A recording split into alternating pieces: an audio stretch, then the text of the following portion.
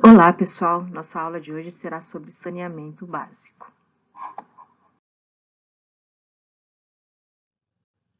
E o que vem a ser o saneamento básico? O saneamento básico é o conjunto de estratégias estabelecidas pelos governos para minimizar os impactos que a espécie humana causa no meio. O Homo sapiens, desde o início dos primórdios da sua evolução, é a espécie que mais causa alterações no meio ambiente onde se estabelece. É sabido que há 45 mil anos houve uma extinção em massa de grandes animais na Austrália e, de acordo com as evidências, tudo leva a crer que foi o Homo sapiens que causou essa alteração. Então, é evidente que a nossa espécie, é a maior responsável pelas alterações no meio ambiente no geral, prejudicando plantas, animais e a nós próprios. E para que haja um futuro no planeta para a espécie humana, é necessário que desenvolvamos estratégias para minimizar esses problemas causados por nós. E uma dessas é o saneamento básico, que ele é responsável por estratégias de promover a água limpa, água potável à população.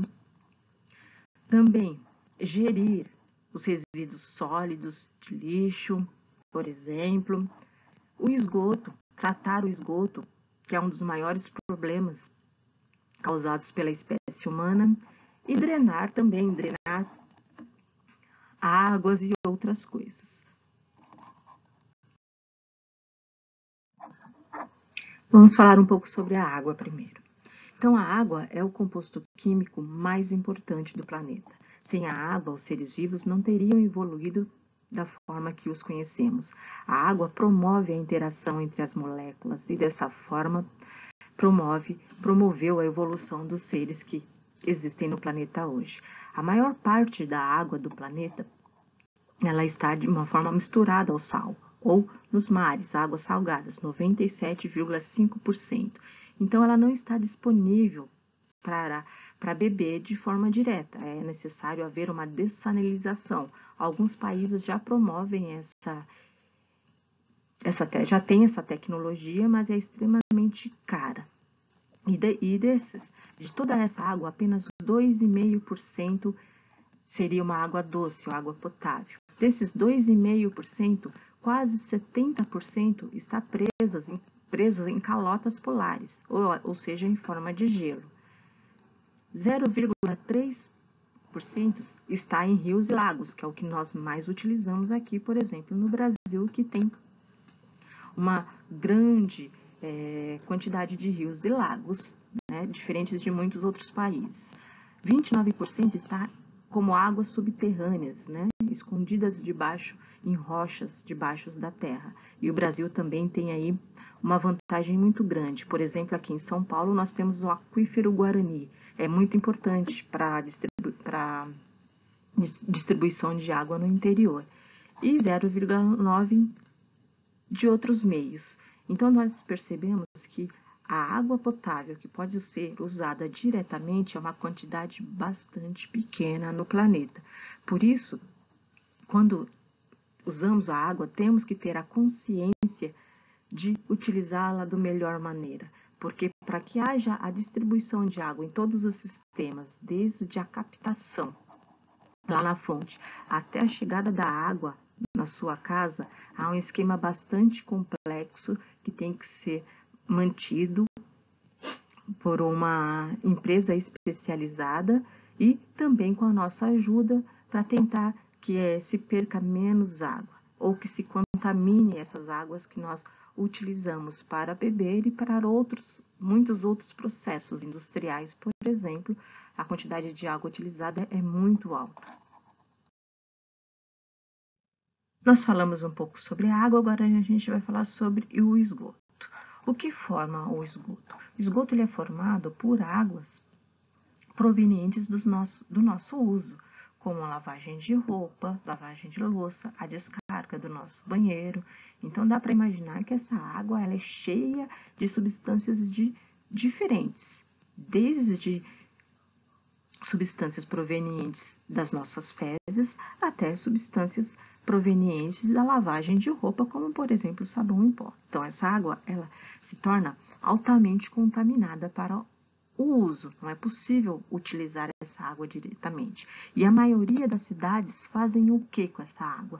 Libera essa água diretamente em rios e lagos.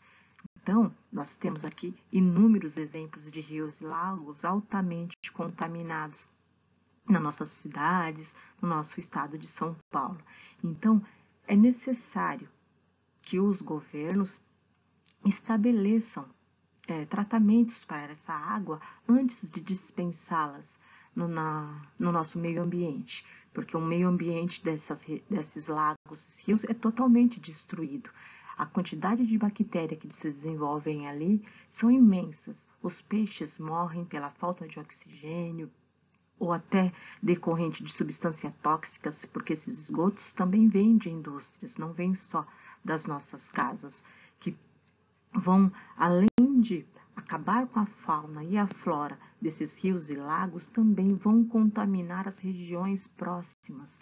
E muita gente mora próximo dessas regiões, sofrendo aí contaminações decorrentes de crianças que vão brincar nesses locais, de animais que vão passar por ali e retornar para casa ou beber essa água, do uso dessa água para molhar plantações, né, porque é necessário, eles utilizam muito isso. Então essas plantações vão ser vendidas em feiras, onde nós vamos trazer esse alimento para dentro de casa. Por isso é tão importante limpar bem esses alimentos antes de consumi-los, se for consumi-los cru principalmente. Então, o sistema de tratamento de esgoto já vem sendo adotado em muitas cidades. A nossa, por exemplo, nós pagamos por esse tratamento. Mas a cidade de Guarulhos não tem aí uma porcentagem muito grande ainda de tratamento de esgotos. Mas como ele seria? Então, esse esgoto seria captado, deveria ser captado por uma rede diferente daquela que a gente recebe a água em casa, levado para um sistema de tratamento, onde ali é utilizado algumas substâncias químicas para matar bactérias, vírus.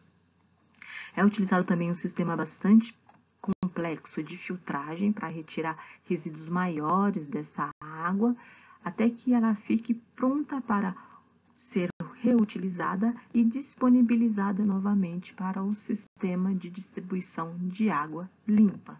Então, é muito importante que esse tratamento seja difundido por todas as cidades do nosso país. Sabemos que há uma grande diferença entre cidades e entre estados com relação a essa quantidade de tratamento que é feito, mas nós, como cidadãos, devemos cobrar isso.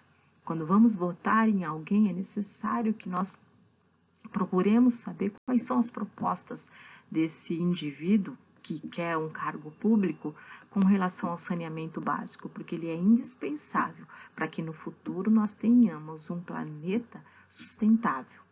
Porque sempre essa espécie vai causar alterações no meio ambiente. Não tem jeito, mas nós precisamos buscar meios de minimizar, pelo menos minimizar esses impactos causados pela nossa espécie.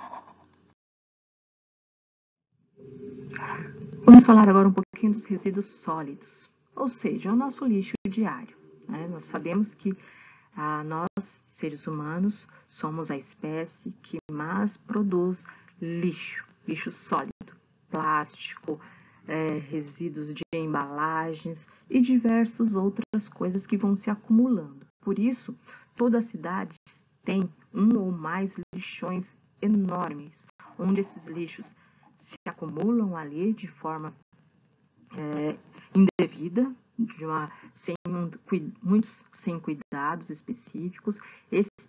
Desse lixo, substâncias químicas vão se desenvolver, que serão liberadas ali no solo, contaminando o solo, contaminando as comunidades próximas, né, as pessoas que também trabalham ali. Então, é muito importante que as cidades desenvolvam estratégias ou lixões, né, entre aspas, que tenham tecnologias para que minimizem esse impacto no meio ambiente, porque senão chegará um momento onde não haverá mais onde nós colocarmos, armazenarmos esses lixos, até porque um pedaço de plástico ele pode durar 400 anos, né? Então, é muito tempo. Né? Como a gente vai fazer? Vai mandar todo esse lixo para a Lua, para o Sol? O que a gente vai fazer? É necessário que estratégias sejam desenvolvidas e nós também, como cidadãos, comecemos a pensar melhor como descartar, o que utilizar, como descartar melhor esses lixos para minimizar esses impactos no futuro. Então, nós vimos um pouco de como o saneamento básico interfere na vida das populações ali, como ele tem que ser uma estratégia de governo permanente, de cidades principalmente, estados e até do governo federal. Mas o que essa falta de saneamento básico leva? Leva a diferentes tipos de impactos. Tanto o impacto no sistema de saúde, porque uma falta de saneamento básico, uma falta de água tratada, vai levar ao aumento de diversos tipos de doenças, vai aumentar a mortalidade infantil, a mortalidade vai diminuir a expectativa de vida. Então, aqui, ó, vai diminuir a expectativa de vida, porque essas pessoas mais velhas vão morrer por uma falta de saneamento básico adequado, por uma diarreia, uma doença que seria facilmente tratável, mas que a pessoa idosa ou a criança com pouca idade não tem uma imunidade adequada, vai degradar o meio ambiente, já que nós, a espécie humana, utilizamos tantos os recursos naturais do meio ambiente, do planeta, e não devolvemos nada em troca. Precisamos nos preocupar com essa degradação do meio ambiente causada por nós. E o aumento também dessas doenças infecto-contagiosas. O que são doenças infecto-contagiosas? São doenças causadas por parasitas, por vermes que vivem ali nesse esgoto, por vírus e bactérias que vieram através desse esgoto até ali na minha casa, ou contaminando água, solo, até culturas de verduras, que eles molham essa verdura, essa plantação. E da onde vem essa água? De rios e lagos, onde são jogados o esgoto sem tratamento. Então, essas verduras que nós compramos, essas frutas que nós compramos na feira, é necessário que a gente faça uma limpeza adequada nela antes de consumirmos, para que não adquiramos um parasita, um verme ou uma doença ainda até desconhecida por nós. É possível a gente perceber que eliminar todo o impacto ao meio ambiente que a espécie humana causa é impossível. Então, é necessário que haja alternativas, que especialistas desenvolvam alternativas para a reutilização do lixo sólido, ou tratamento de água, e diversas outras coisas que no futuro virão para nos ajudar. Então, haverá necessidade de profissionais especializados nessa área, o que já vem acontecendo. Já há uma demanda nos países, principalmente os países desenvolvidos, por esse tipo de profissional, que ele vai estudar, se especializar nesses resíduos sólidos, resíduos orgânicos e diversos outros resíduos, até os resíduos industriais, que são altamente contaminantes, para dar um fim a esse resíduo da melhor maneira, para impactar cada vez menos o meio ambiente onde vivemos.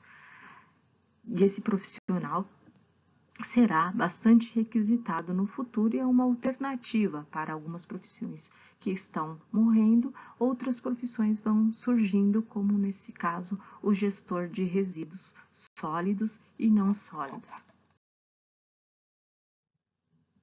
Então a aula termina aqui. Eu deixei aqui nessa aula de hoje 5 questões. Essa primeira questão é para vocês analisarem esses 2 gráficos e responderem, uma questão simples.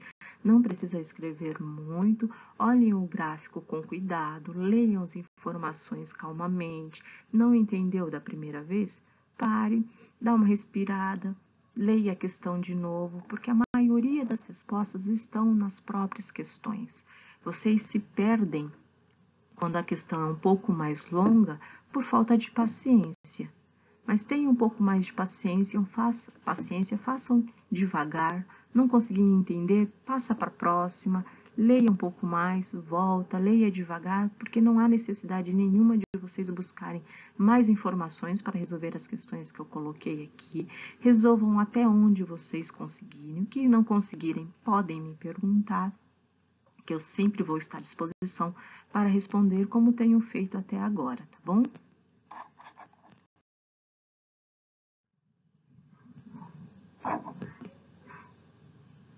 Aqui mais 4 questões, aqui a questão número 2. Ele quer só saber qual a região onde o saneamento básico é pior, região brasileira, para você dar uma justificativa, você pode dar uma pesquisada. Eu acho que não é necessário, mas você pode pesquisar se quiser, com argumentos curtinhos e lógico. Na 3, pergunta sobre a Aedes aegypti, que é o vetor responsável por transmitir a dengue e outras doenças também que estão relacionadas com a falta de saneamento básico. A 4, como que você contribui no seu dia a dia para ajudar ao melhor saneamento básico? Porque todos nós somos responsáveis, não é só o Estado. E a 5, para você dar um exemplo de como que você acha aí que o seu bairro está em relação ao saneamento básico, tá bom? E finalizando, estão aqui as datas de entrega, algumas orientações, caso vocês precisem, de quanto vão valer as questões, como entregá-las e etc.